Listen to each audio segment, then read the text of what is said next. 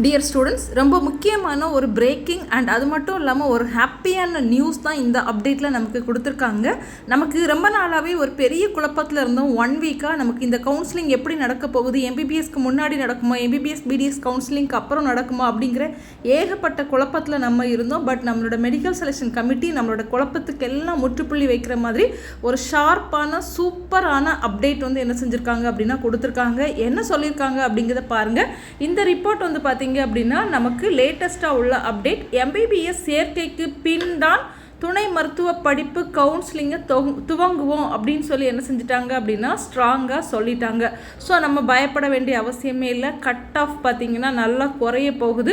பேராமெடிக்கலுக்குன்னு wait பண்ணக்கூடிய ஸ்டூடெண்ட்ஸ்க்கு தான் சீட் கிடைக்க போகுது. ஆவரேஜ் கட் ஆஃப் ஸ்டூடெண்ட்ஸ்க்கும் இந்த வருஷம் சீட் கிடைக்கிறதுக்கான பாசிபிலிட்டிஸ் நிறைய இருக்குது. சென்னை எம்பிபிஎஸ் மருத்துவ படிப்பு சேர்க்கை முடிந்த பின் தான் துணை மருத்துவ படிப்புகளுக்கான சேர்க்கை துவங்கும் என மருத்துவ கல்வி மற்றும் ஆராய்ச்சி இயக்குநரகம் தெரிவித்துள்ளது. அது மட்டும் இல்லாமல் நம்மளோட பாராமெடிக்கல் படிப்புகளாகிய 19 துணை மருத்துவ படிப்புகளுக்கு இதுவரைக்கும் 67,079 மாணவர்கள் அப்ளை பண்ணியிருக்காங்க.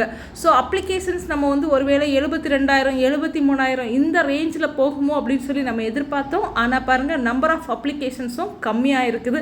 ஒருவேளை டபுளாக அப்ளை பண்ண அப்ளிகேஷன்ஸ் எல்லாம் ரிஜெக்ட் பண்ணி 67,079 மாணவர்கள் தான் அப்ளை பண்ணியிருக்கதாட்டு அஃபிஷியல் இன்ஃபர்மேஷன் கொடுத்துருக்காங்க.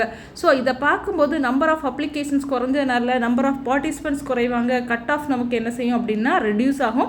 ஜூலை 2வது வாரத்தில் மாணவர் சேர்க்கை நடத்தப்படும் என மருத்துவ கல்வி ஆராய்ச்சி இயக்க அதிகாரிகள் தெரிவித்துள்ளனர். ஸோ ஜூலை 2வது வாரம் அப்படிங்கிறது நெக்ஸ்ட் வீக்கில். ஸோ நெக்ஸ்ட் வீக்கில் நமக்கான கவுன்சிலிங் வந்து நடக்கிறதுக்கான வாய்ப்பு இல்லை. எம்பிபிஎஸ் பிடிஎஸோட கவுன்சிலிங் என்ன செய்யலாம் அப்படின்னா ஸ்டார்ட் பண்ணலாம். இதற்கிடையே எம்பிபிஎஸ் மாணவர் சேர்க்கை முன்னதாக துணை மருத்துவ படிப்போட சேர்க்கை நடத்தினால் மாணவரோட சேர்க்கை குறையும். அது மட்டும் இல்லாமல் இடையில் கைவிடவும் வாய்ப்பு இருப்பதால் தனியார் கல்லூரிகள் எதிர்ப்பு தெரிவித்துள்ளது. நம்ம ஆல்ரெடி சொன்னது தான், எம்பிபிஎஸ் பிடிஎஸ்க்கு முன்னாடி நம்மளோட கவுன்சிலிங் நடத்துனாங்கன்னா பிள்ளைங்க சீட் எடுத்துகிட்டு என்ன செஞ்சிருவாங்க, சேராமல் வேஸ்ட் பண்ணிடுவாங்க, டிஸ்கண்டினியூ பண்ணிடுவாங்க. நம்ம நிறைய தடவை சொல்லியிருந்தோம்.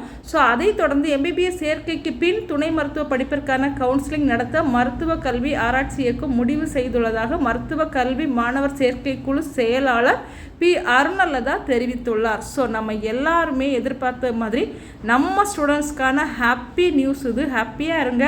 ஸோ நமக்கான கவுன்சிலிங் நமக்கு கொஞ்சம் லேட்டாக தான் நடக்கும். பட் அது நல்லது தான். எம்பிபிஎஸ் பிடிஎஸோட கவுன்சிலிங் முடிஞ்சதுக்கப்புறம் தான் நமக்கு என்ன செய்வாங்க அப்படின்னா கவுன்சிலிங் ஸ்டார்ட் பண்ணுவாங்க. தேங்க்யூ.